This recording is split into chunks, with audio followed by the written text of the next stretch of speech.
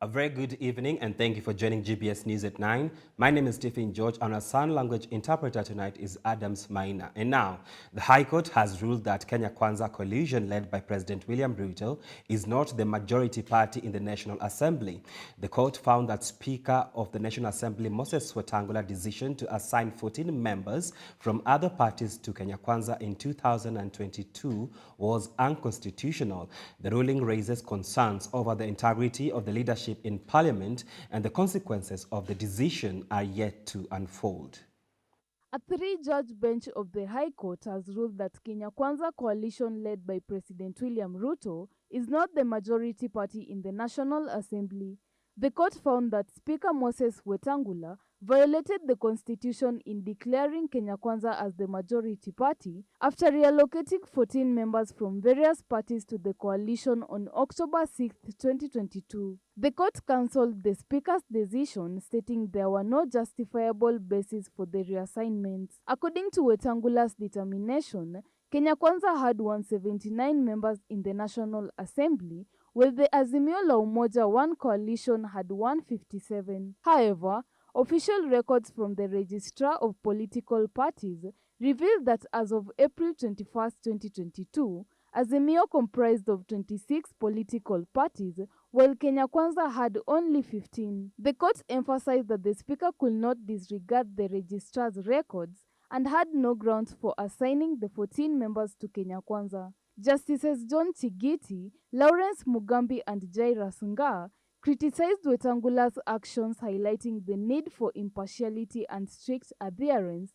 to constitutional principles in maintaining public trust in the parliamentary process. The bench further ruled that Wetangula's dual role as both Speaker and leader of Ford Kenya was unconstitutional, clarifying that once Wetangula became Speaker, he should have ceased to be the leader of Ford Kenya. This ruling has significant implications for the leadership structure in Parliament, raising questions about the legitimacy of decisions made under Kenya Kwanza's assumed majority status.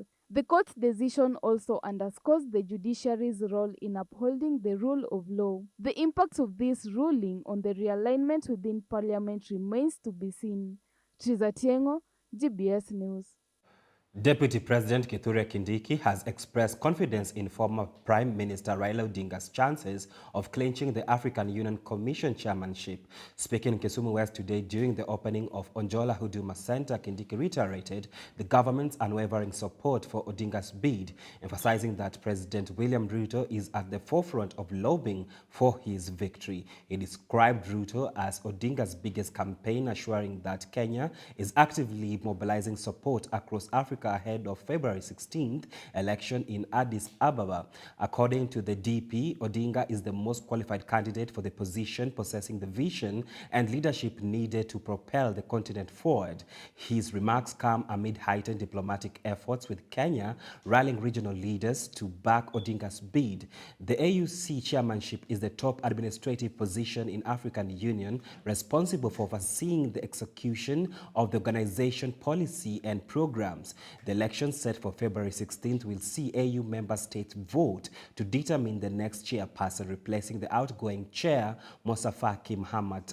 Odinga, who previously served as the AU High Representative for Infrastructure Development, is expected to face competition from other candidates nominated by respective nations.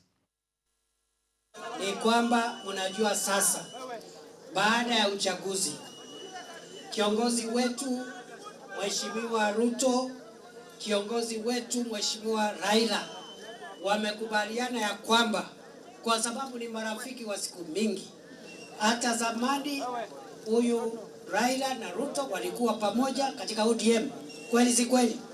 Sasa wamesema kwa sababu uchaguzi ulipita, kuna kazi kubwa ya kiongozi wa bara la Afrika kule Addis Ababa, na rais na Prime Minister Raila wamesikizana ya kwamba nchi ya Kenya itaunga mkono kwa dhati ili kiongozi wetu Mheshimiwa Raila Odinga akuwe kiongozi wa bara la Afrika kule Addis Ababa. Na kwa sababu hiyo, mimi nataka niwaambia kwamba sasa the biggest campaigner wa kutafutia Mheshimiwa Raila hiyo kazi ni William Ruto.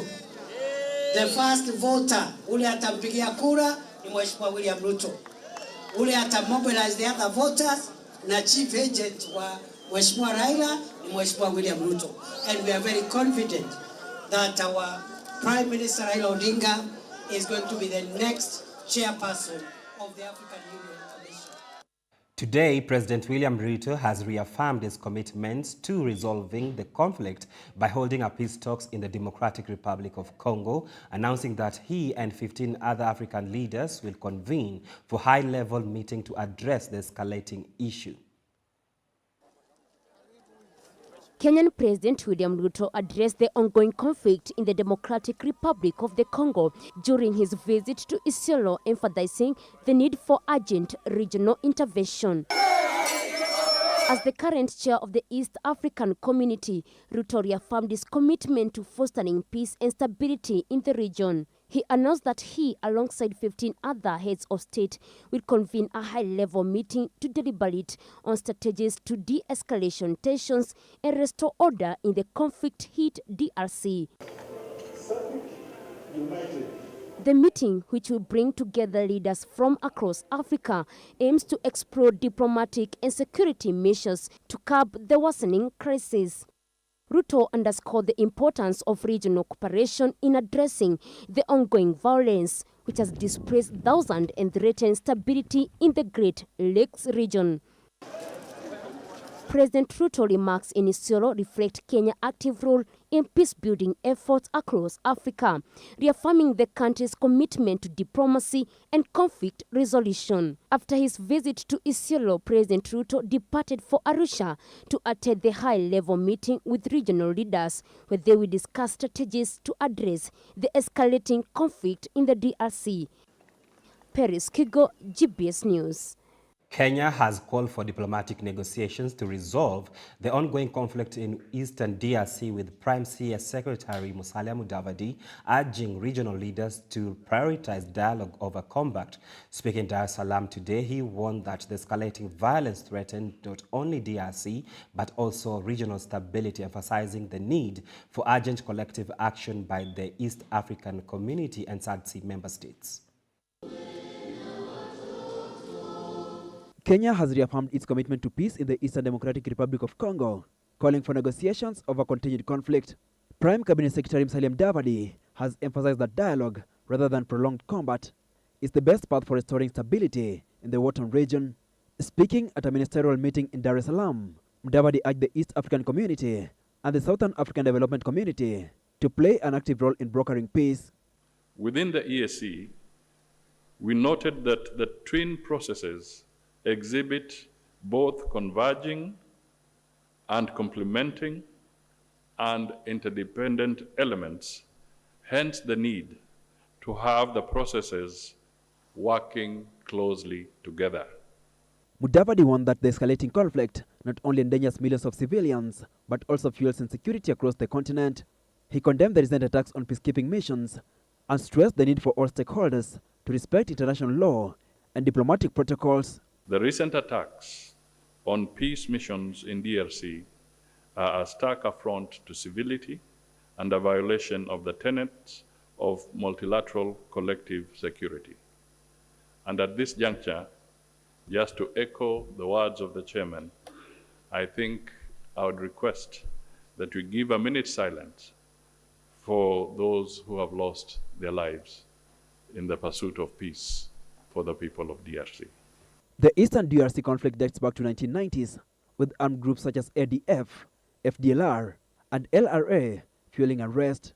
Despite multiple interventions, including the AU-led Rwanda process and the EAC-led Nairobi process, violence persists, displacing millions and destabilizing the region. Hilary Kabila, GBS News. Kenya mourns the loss of true broadcasting icon, veteran journalist Mambo Mbotela. A voice that shaped generations has passed away, leaving behind a legacy that will be remembered for years to come. From covering historic events to mentoring upcoming journalists, Mbotela was more just than a broadcaster. He was a national treasure. His career spanned over 50 years, earning him the respect and admiration of many. Tributes have been pouring in from all corners of the nation. Our reporter Susan Nganga reports. Ni yangu matumaini kwamba hujambo mtazamaji. Karibu tena katika masimulizi haya ya Je, huu ni ungwana? Mimi ni Leonard Mambo Mbotela. Kenya has lost a legend, Mambo Mbotela, whose voice became synonymous with the golden era of Kenyan broadcasting. For decades, his signature phrase, Je, huu ni ungwana, echoed through radio waves, captivating audiences. Ndio mimi nauliza, kuvaa mavazi kama hayo, mavazi mafupi, mavazi yasiyokuwa na heshima, mavazi miniskirt, haswa kazini, mbele za watu, ni ungwana? From covering historical events to mentoring upcoming journalists, Mbotela was more than just a broadcaster. He was a national treasure.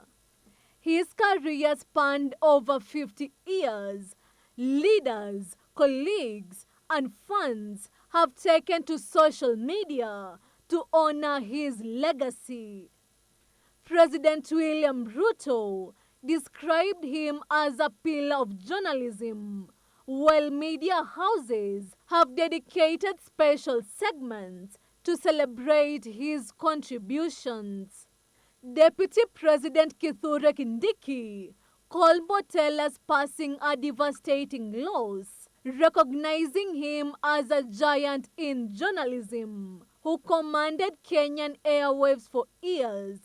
Former Prime Minister Raila Odinga also paid his tribute to the legendary media personality, saying he wielded massive influence in the media industry and the country at large. Raila said Mbotela was a dedicated public servant who spent his life informing, educating, and entertaining Kenyans. Former Deputy President Rigathi Gachagua, in his condolence message, said Mbotela's death had shocked him. Gachagua said Mbotela will remain a household name in journalism and the entire communication spectrum. Wiper Party leader Kalonzo Musyoka, in his condolence message, stated that Kenya has lost a true treasure, a remarkable work of art and resolute hope, whose empathy, humor, and articulation kept more than a generation glued to their radio boxes and TV sets. Speaker for National Assembly Moses Wetangula also paid tribute as he remembered his active days as a media practitioner. Wetangula said for decades, Mbotela's deep commanding tone shaped conversations, instilled values, and chronicling Kenya's journey through history. Public Service Cabinet Secretary Justin Muturi described him as more than just a journalist. He was a voice of wisdom, a storyteller, and a national treasure. As the nation mourns, plans for his send-off are underway. Family and friends are organizing a memorial service to honor the life of the veteran journalist. Susan Nganga, GBS News. We remember him here at GBS TV now. Siaya County Governor Honorable James Orengo has poked holes in Ruto's administration over leadership and governance in Kisumu. The two leaders took to the podium during the Nyanza Investment Conference, which was attended by Deputy President of the Republic of Kenya, Professor Kindiki.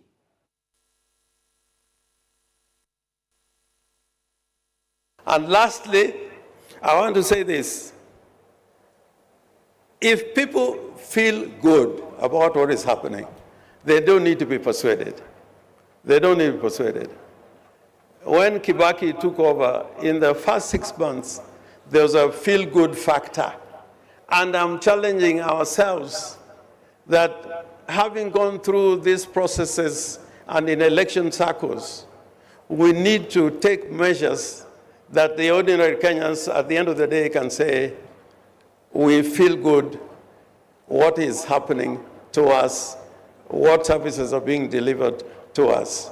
And this investment conference will deal with this issue if you can open up the counties and the Today, Friday, in our weekly edition of Boomerang, our reporter Victor Odun crack up our ribs with juicy bits of President William Ruto's remarkable sound bites while he was in his northern eastern tour.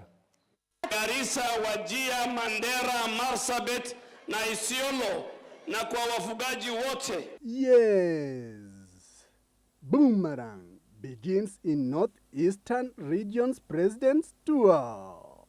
Assalamu alaikum wa rahmatullahi wa barakatuh. Alaikum salam. Someone or somebody seems to have rattled the president. Watakutana na mimi. Mr. President, what kind of people are they? Kwa sababu ni watu wako na kiburi sana. They say what?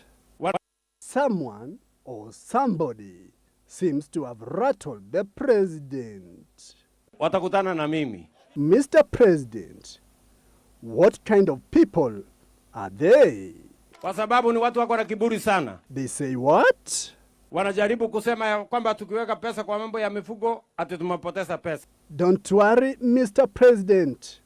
Now, tell or inform them something. Mimi, I want to tell them, we want to grow our agricultural sector.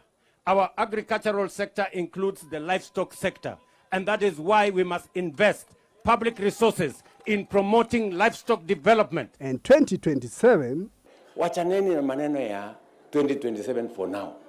For now, tupange hii kazi ya wananchi. Okay, time seems to be too late. Remind the nation of a mission delayed. That is my mission. Kumalizana na transformation ya Kenya ambayo imechelewa. And what has caused the delay? Enumerate. Hii transformation ya Kenya imecheleweshwa na uongozi. The problem is not the citizens of Kenya. The problem is the leadership. How I wish our leaders listen to the president. Likewise, he too must walk the talk. All they do. Na kwa sababu kiongozi badala ya kwenda kuongoza, anaenda kutafuta kura. How can you look for votes forever? Sir, just assure them of the meeting point come 2027. 2027 tutakuwa sisi wote wanasiasa, tutakutana kwa kiwanja. Now, you are free to wax philosophical. There is a difference between leadership and politics. Let's now change the audience. Na mimi nawashukuru, nyinyi ni wafugaji, ni kweli ama si kweli? Nyinyi ni wafugaji? Mimi nauliza nyinyi wafugaji. Kuchanja ng'ombe imeanza juzi? For those opposing the vaccination drive.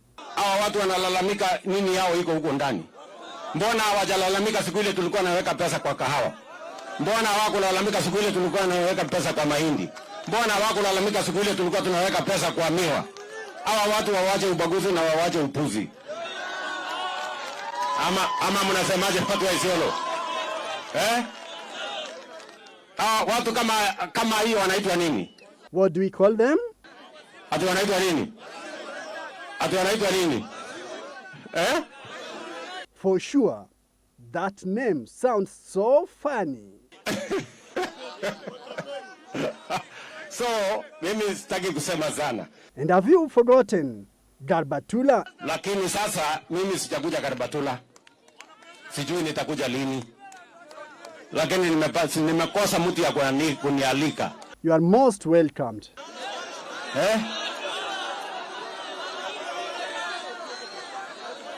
Mumeniwekea mwaliko? Mumenialika nikuje Karbatula? Si ndio? Basi mnipatie tu nafasi kidogo, nitaenda nifanye kazi kidogo alafu nikuje Karbatula. Definitely, His Excellency seems hungry, or he relishes the nyama mbuzi. Na nikikuja Karbatula mnichinjie, msifanye tu niende bure na njaa. Si ndio jameni? Kama mna na nikuje kina pia. Wow! Victor, doing Boomerang. At everything unafanya unachunga tu kutafuta kura. What is this? GBS News. That was Stella Victor. Now it is time for us to take a short break. Keep your feedback streaming into our social media platform at GBS TV Africa. The SMS line is 211-44. We'll be right back. So through the 4 gospel books, Matthew, Mark, and Luke, John, we can know the heart of Jesus in depth. And the Jesus that we can feel him through the scriptures, and I'm very thankful about that. Jesus Christ came to this earth for our sins. He carried our sins. And he was crucified, and he received the punishment for sins. And he was put into the tomb and resurrected in 3 days. This is the gospel that we speak. About how Jesus died for our sins. The purpose of Jesus being crucified. He was crucified to pay for our sins. And through Jesus being crucified, clearly our sins have been washed clean. However, unfortunately, many people still say that they are sinners.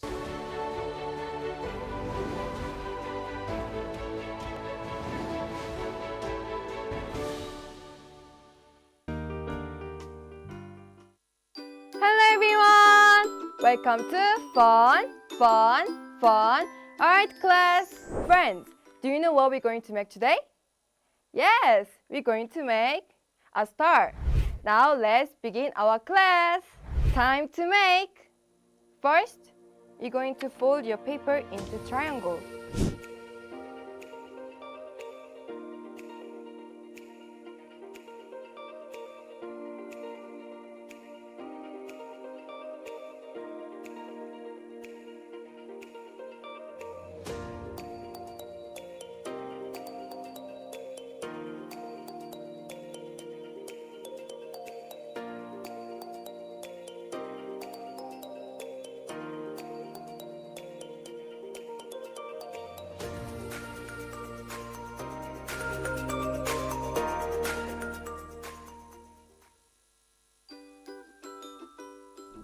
Ta-da! Now we are done with the star.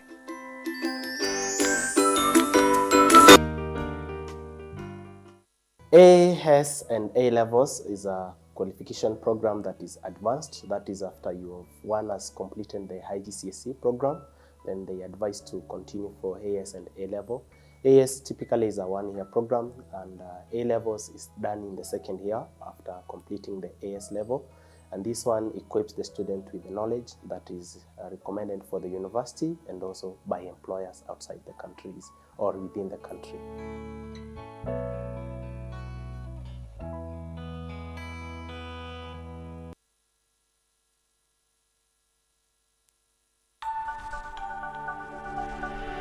Everywhere, GBS.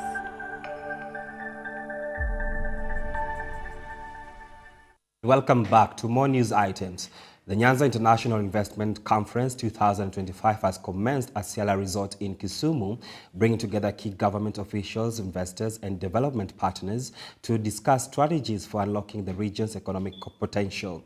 Deputy Chief of Staff Eliud Owalo, delivering the keynote address, emphasized the need for urgent investments in infrastructure, agriculture, and industries to end decades of economic stagnation. He highlighted that despite Nyanza's vast natural resources and strategic location, poverty and unemployment remain major challenges. Now, Owalo outlined that the priority areas such as modernizing irrigation schemes, expanding fish processing, and enhancing transport infrastructure, including the extension of the standard gauge railway to Kisumu, Nyanza has historically faced economic marginalization despite its significant contribution to Kenya's economy.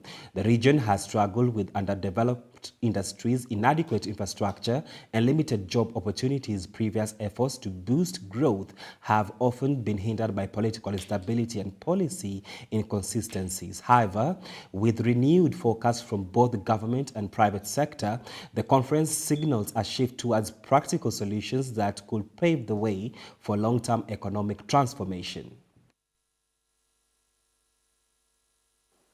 It is indeed true, ladies and gentlemen, that we have a problem. Nyanza, we have a problem that has lingered for far too long. For over 60 years, we have been talking about what is wrong with this region, talking about what we plan to do and how we will do it and when we will do it. And yet, here we are, 61 years after independence, where nearly half of our people still live in abject poverty, struggling to meet food and other most basic needs. One of the most fundamental concerns that we have here is youth unemployment. Youth, as we all know, are the backbone of any society, and they represent the future of this region.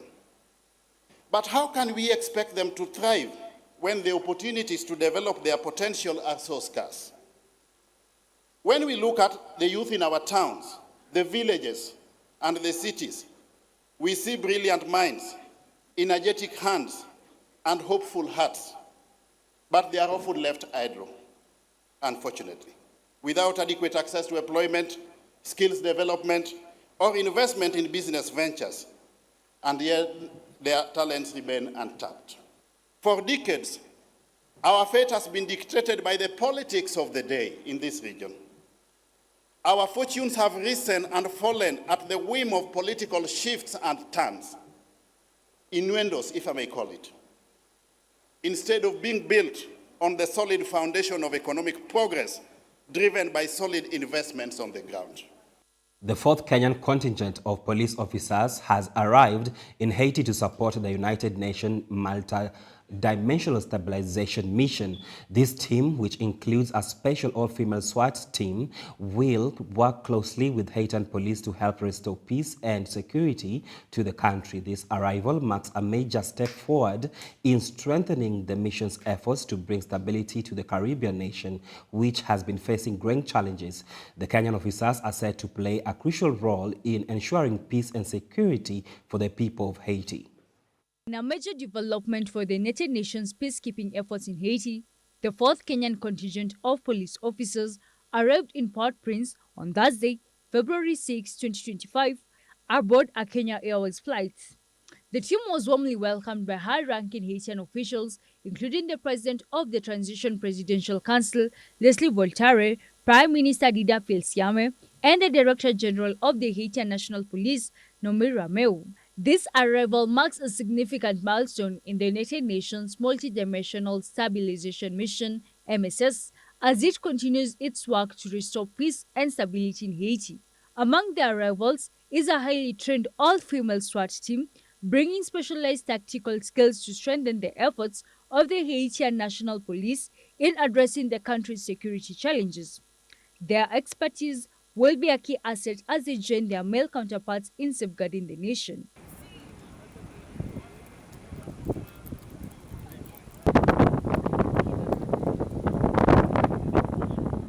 The Kenyan contingent's arrival follows the recent deployment of El Salvadoran forces to enhance the mission's capabilities with critical air support. International contributions continue to pour in, with countries such as the United States, Canada, Germany, France, and others playing an essential role. I would like to express my sincere gratitude to donor countries, especially to the Trust Fund, including the United States, Canada, Germany, France, Italy, Turkey, and the Republic of Korea, for honoring their commitments. Their support has been crucial in bringing the mission to where it stands today. At this critical stage of decisive operations, We urge other donor countries that have yet to fulfill their pledges to do so. Their contributions are vital in ensuring the success of this mission, which will be a game changer for Haiti. It is also encouraging to note that MSS is now close to reaching its full operational strength. Additionally, our capabilities continue to grow with enhanced air support from El Salvador, maritime support from the Bahamas, and the advanced land capabilities made possible through donor countries. With these positive developments, those who doubted this mission and the doubting Thomases and those who are going around in circles over the last 2 days, especially the criminal gangs, they are in for a rude shock. The MSS is growing stronger by day, and we will succeed in our mission. Their united efforts offer a promising path towards long-lasting peace and security. Reporting for GBS News, Irene Juguna.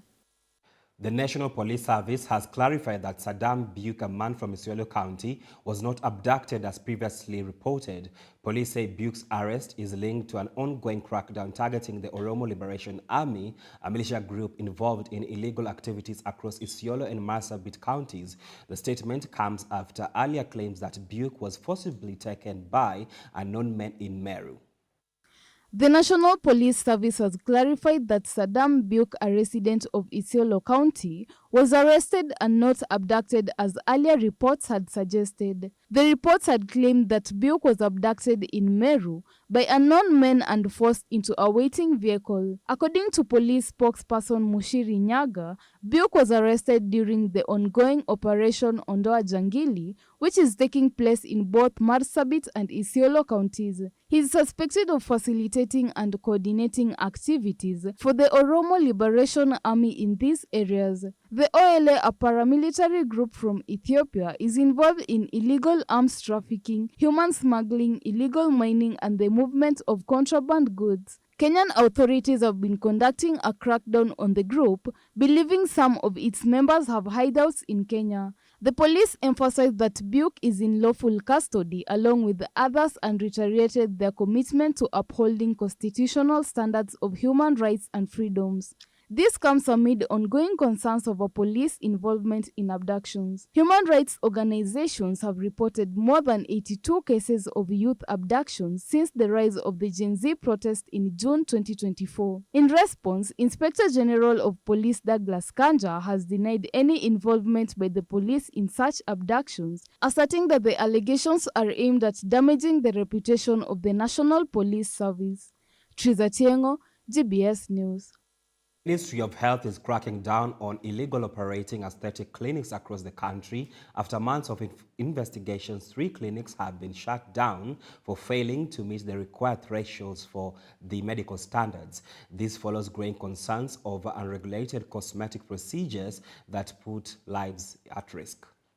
The pursuit of beauty is on the rise, but at what cost? The Ministry of Health has issued a stern warning to aesthetic clinic operating without proper licenses, ordering the immediate closure. Following extensive investigations, the ministry assessed 26 aesthetic clinics nationwide. The findings, while 20 clinics met the required medical standards, 3 were found operating illegally and now have been shut down. Meanwhile, 3 others are still in the process of obtaining the necessary certification. Omnicare, the company behind Body by Design Clinic, where a woman tragically lost her life due to complications from a cosmetic procedure, remain closed as the investigation continues. According to Public Health and Professional Standard PS Mary Muthoni, the facility was not part of their recent assessment and it will remain shut as the case unfolds in court. She emphasized that while the demands for beauty procedure continue to rise, safety and compliance with medical standards must come first. And we are happy to report that the team has finalized in terms of the assessment. One of the things in the key findings is that out of the 26 aesthetic clinics that were assessed, 20 of them were found to be compliant. The government is now calling on Kenyans to be cautious and ensure they seek services from licensed professionals to avoid life-threatening risk.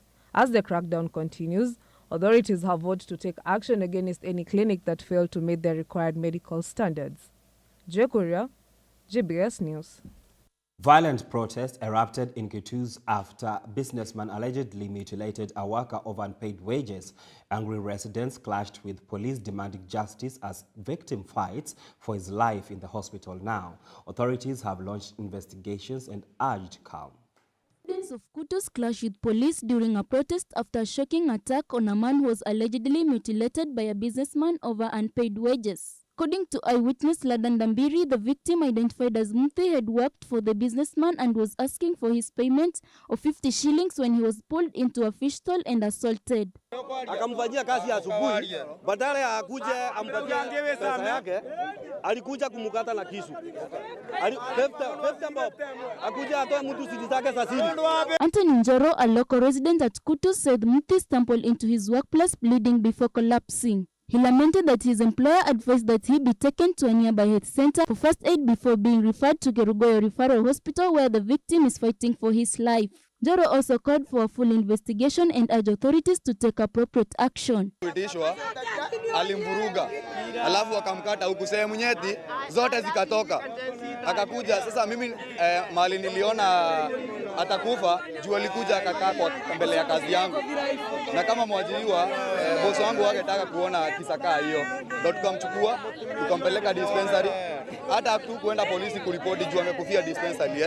Rose Wanjiru, a resident at Kutus, also demanded justice, insisting that police should arrest the suspect rather than delay action. Tension escalated as angry residents warned for possible retaliation if the authorities failed to take immediate steps. Na kama matajiri watakuwa wanafanyia watoto wetu hivyo, mtu ni hasara, ametolewa hiyo kitu, anataka mimi na bwana yangu tusaliwe lini? Kwa hivyo hatua ishukuliwe na serikali isiseme hii itapuuzwa. Ikipuuzwa tutashika sheria mikononi mwetu. Mwea East OSPD Mohamed Jaraso confirmed that investigation had begun and urged residents to remain calm and allow police to handle the matter. This has become an issue across the country where some of the wealthy exploit and harm the poor. Will the cries of the oppressed be heard and will justice finally be served? Vivian Scalabo, GBS News. A funeral in Siaya County turned chaotic as dispute between politicians and activists disrupted the burial of slain Molo human rights defender Richard Otieno. Tensions flared when Usonga MCA Sylvester Madialo invited a political activist to speak, sparking protest. Amid the confusion, the priest and Otieno's family carried the coffin home, leaving politicians to settle their differences. Now, at least 68 students from St. Thomas Aquinas Igumori Secondary School in Bere South, Embu County have been hospitalized following a suspected case of food poisoning. The students, all in Form 4, developed severe stomach pains and diarrhea after consuming beef. Now, 5 of the affected students were transferred to Embu Level 5 Hospital for specialized treatment, while the rest are receiving care at a local Level 3 hospital. The school principal, Paul Mwaniki, confirmed that only the Form 4 students fell ill, while those who ate the irregular meat were unaffected. The suggested meat that was contaminated might have occurred during the preparation process.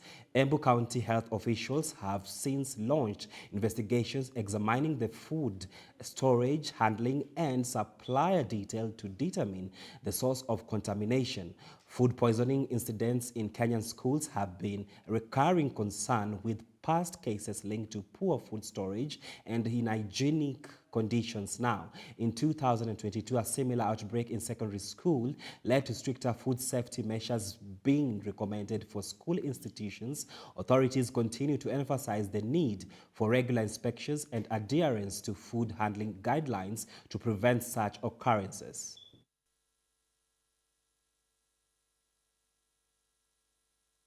Leo asubuhi tulipata kesi ya wanafunzi 68 kutoka Igumori Secondary School. Walikuwako wamechinja ndume kwa shule, wakakula nyama.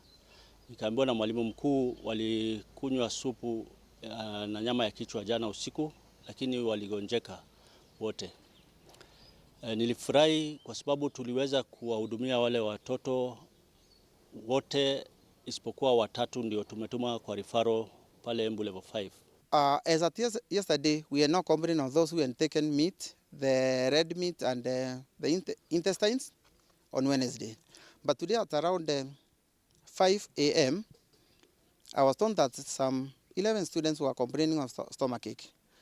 I rushed them to the nearby hospital, WAMS, which is a private hospital, and as they were being attended, another group of around 30 to 40 students, they joined us, and then I realized that the number was overwhelming that private hospital. I consulted my subcounty director of education and other officials, and we agreed to take the student to Keretiri Health Center, which is a refugee hospital. We are taking a short break. Keep your feedback streaming into our social media platforms at GBS TV Africa. The SMS line is 21144. We'll be right back.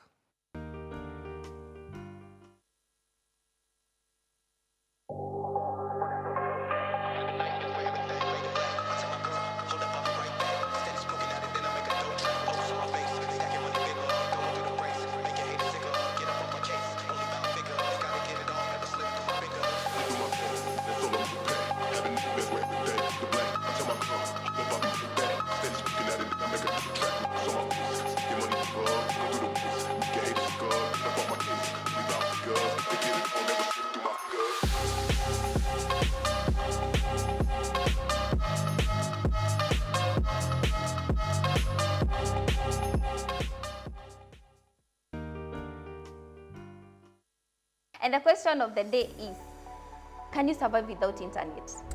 Ngumu, plus kuachilia hizo story tu zote zikupite ni ngori. Niwaambie ukweli. Like hii ni kama kuambia mtu mwenye alikuwa amezoea kushindana nguo, mwambie toa nguo ushinde uchi.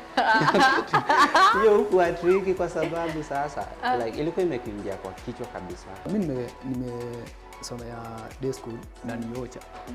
So kukuwa na simu hadi ni ile katururu, si smartphone, ni ile katururu. Sasa unaweza kaa holi ya bila simu. Kuspend hii most of the time kwa simu, also you need to run skills. So nilikutana na later hapa nikapo-apply huko, and then I started learning skills, digital skills. Yes, hadi siku mbili haiwezi. Kwa wiki naachilia hata kama ni siku mbili ama sometimes na extend to wiki nzima. Napata shida simu yangu.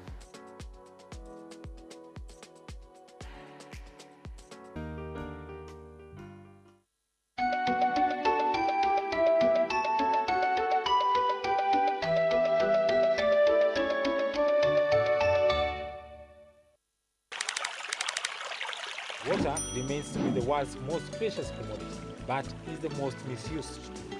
In times of drought, saving water is the only solution to making sure you have it. Don't use the shower when water is scarce. Instead, use the basin while bathing.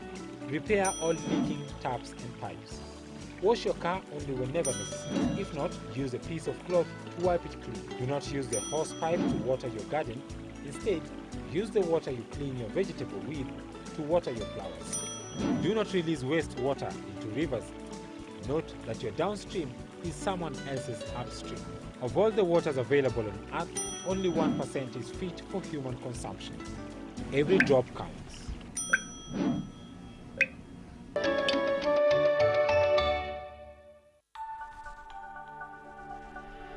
Everywhere, GBS. Welcome back now to international news. The International Criminal Court ICC prosecutor is calling for witnesses to come forward with evidence following the devastating violence in Goma, where over 2,000 people have been buried and hundreds more remain in morgues. As the situation worsens, the UN Secretary General Antonio Guterres is urging an immediate halt to the violence in the Democratic Republic of Congo, warning that the humanitarian crisis in the region continues to escalate. The call for justice is growing louder in the Democratic Republic of Congo as the International Criminal Court's prosecutor seeks witnesses to help uncover the truth behind the deadly violence that has ravaged Goma and its surrounding areas. At least 2,000 bodies have been buried, with an additional 900 still being held in morgues and hospitals. Tragically, some bodies remain on the streets as the humanitarian crisis deepens. The ICC is reaching out to victims, witnesses, civil society groups, international organizations, and national authorities to provide vital evidence to help hold perpetrators accountable for the violence. Meanwhile, United Nations Secretary General Antonio Guterres is urging for an immediate end to the violence in the DRC. Law, there is no military solution. It's time for all the signatories of the Peace, Security and Cooperation Framework for the DRC and the region to honor their commitments. It's time for mediation. It's time to end this crisis. It's time to peace. The stakes are too high. Ahead of critical regional summits in Addis Ababa, Guterres made a special appeal for peace, emphasizing that there is no military solution to the conflict. Guterres condemned the ongoing human rights violations, including sexual violence, forced recruitment, and attacks on humanitarian efforts that are worsening the suffering of the people in the region. We also see the continuous threats by other armed groups, either Congolese or foreign. All of this is having an enormous human toll. We have countless reports of human rights abuses, including sexual and gender-based violence, forced recruitment, and the disruption of life-saving aid. The international community's focus is now on restoring stability in the region. Guterres will travel to Addis Ababa next week for the African Union Peace and Security Council Summit, where the future of peace in the Great Lakes region will take center stage. As the summit in Tanzania gets underway, and as I prepare to leave for Addis Ababa, my message is clear. Silence the guns. Stop the escalation. Respect the sovereignty and territorial integrity of the Democratic Republic of the Congo. Reporting for GBS News, Irene Juguna.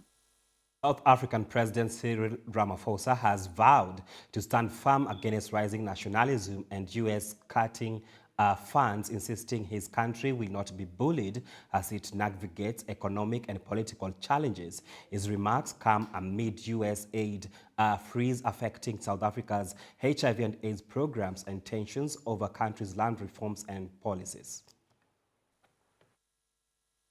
South African President Cyril Ramaphosa warned of rising nationalism and protectionism in his annual address, asserting that his country will not be bullied amid U.S. funding cuts. Are witnessing the rise of nationalism, protectionism, the pursuit of narrow interests, and the decline of common cause. This is the world that we, as South Africa, a developing economy, must now navigate. But we are not daunted to navigate our path through this world that constantly. We will not be deterred. We are, as South Africans, a resilient people, and we will not be bullied. The remarks followed U.S. President Donald Trump's decision to freeze global aid for 90 days, including funds supporting South Africa HIV and AIDS programs, which account for 17% of the country's HIV spending. We will stand together. We are concerned about the potential impact of the decision by the United States government to suspend some of its funding for HIV and TB programs in African countries for 90 days. Now, this funding that we get accounts for about 17% of our country's HIV spend. Trump also threatened to halt all U.S. funding over South Africa land expropriation law, calling it a massive human rights violation. Ramaphosa dismissed the claims as misinformation, emphasizing that the law aims at redistributing unused land while maintaining legal safeguards. His government is exploring ways to sustain HIV and AIDS services despite the U.S. freeze. He also announced $50 billion infrastructure plan to boost South Africa's economy, pledging resilience amid global political shifts. Ramaphosa reaffirmed South Africa's commitment to economic resilience and social programs, vowing to counter global pressures while advancing national interest and development. Paris Kigo, GBS News. As the global community pays attention to the controversial proposal of expelling and displacing Palestinians in Gaza, the community in Gaza lack basic necessities like food and water. Now, even though aid trucks enter the enclave, it is not sufficient enough to sustain the vulnerable population. Abdi Ahmed Ali reports. Ever since the ceasefire agreement broke out, Palestinians in Gaza breathe a sigh of relief, knowing their lives are no longer in danger from constant bombardments. However, the humanitarian crisis in the enclave is still a challenge for many Palestinians. Water scarcity has been a major issue for the residents of Gaza, especially in Jabalia. Jabalia was one of the towns in Gaza that suffered massively from the Israeli assault. Shaha al-Kurdi is a Palestinian living in Jabalia who suffers from water shortage. I need at least 1,000 liters every day to meet my needs. How do I get these 1,000 liters? I get them like I'm carrying this 20-liter gallon every day from morning until night. I keep on transporting water. This is only for water. It's okay. I mean, this is our fate.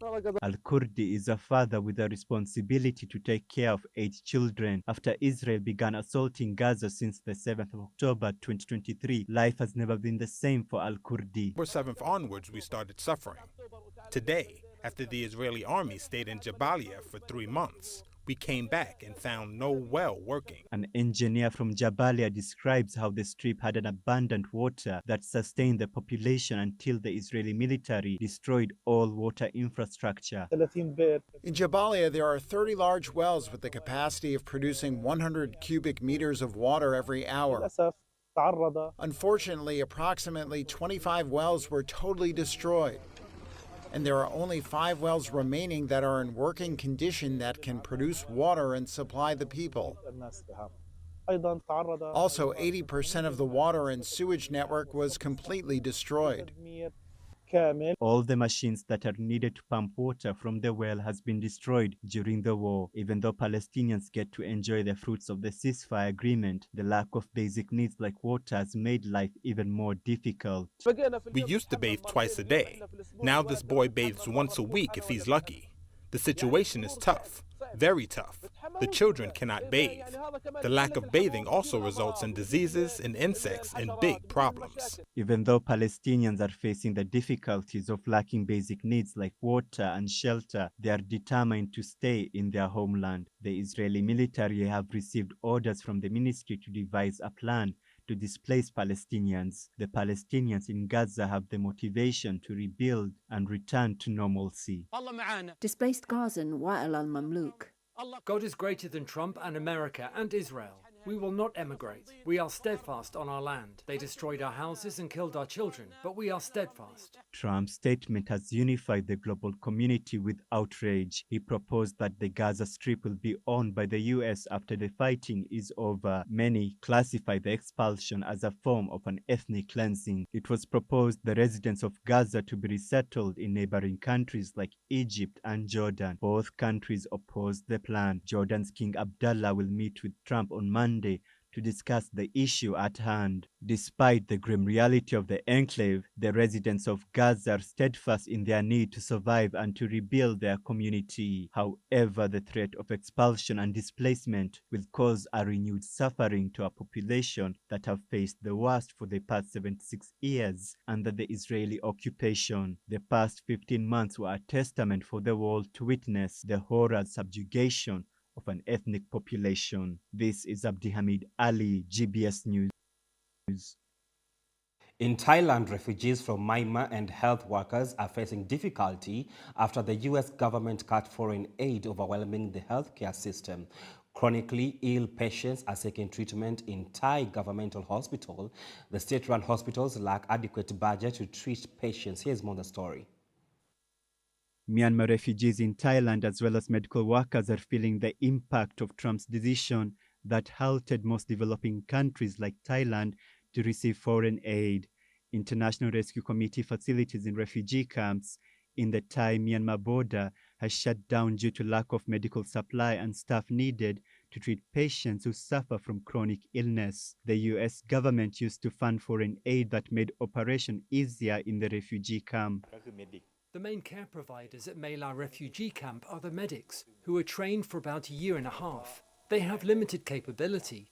They usually have 2 doctors from IRC at the camp. They are Burmese and can communicate with people. Outside of working hours, there is no access to doctors. The doctors have to go back to Mae Sot. These doctors are more like advising than taking care of patients directly. The IRC and other clinics in the refugee camp used to support 29,000 refugees. However, in the long run, Thailand's public hospitals may not have the adequate resources to treat the patients due to budget constraints. However, the Thai government vowed to help refugees in need of healthcare. The question remains, how will developing countries like Thailand cope with refugees who are in need of aid? Thailand is one of the many nations in the global south that will face hardships due to Trump's America's First policy. This is Abdihamid Ali, GBS News. The U.S. Agency for International Development, also known as USAID, is undergoing its most drastic overhaul in history. The Trump administration is slashing its workforce from over 10,000 to few 300 people now, putting vital humanitarian programs in jeopardy.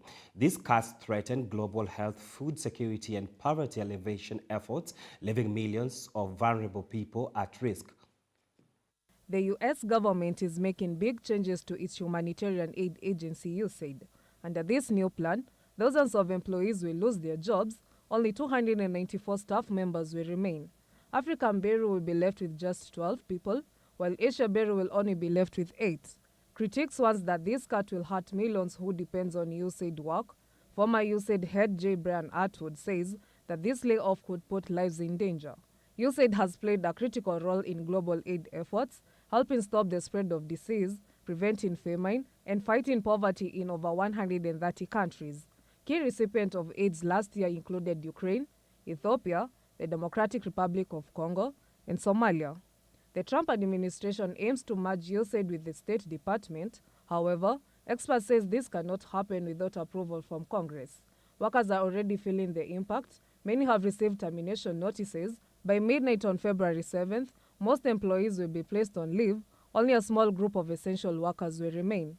The uncertainty surrounding USAID future is raising concern worldwide. What will happen to those who rely on U.S. foreign aid? What does this mean for America's role in global humanitarian effort? Joy Korea, GBS News. Now to our favorite segment of the show, the sports news. Let's get sporty.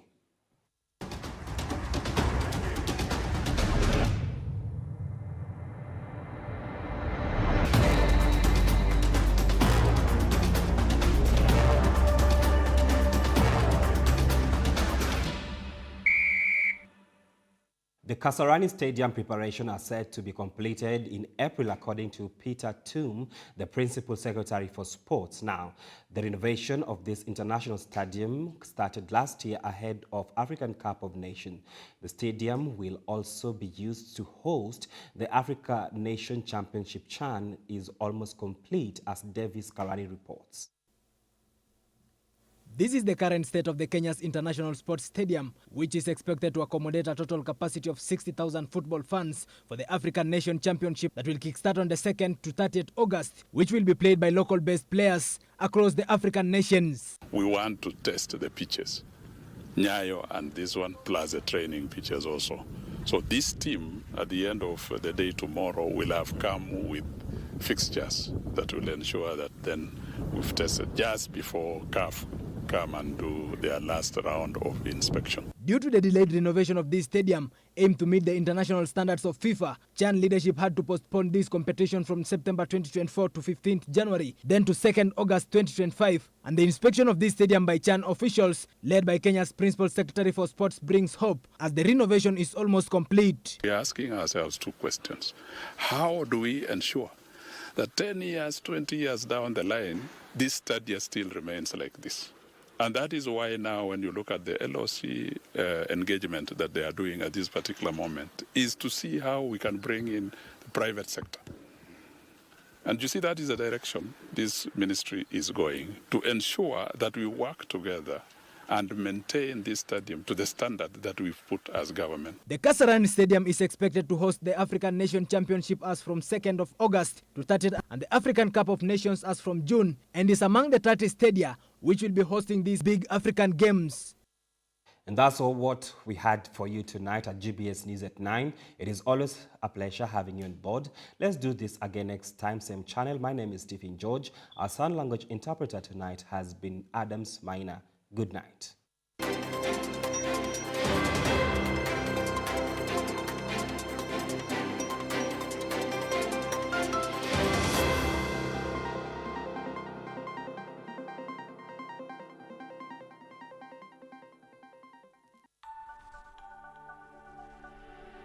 everywhere. GBS.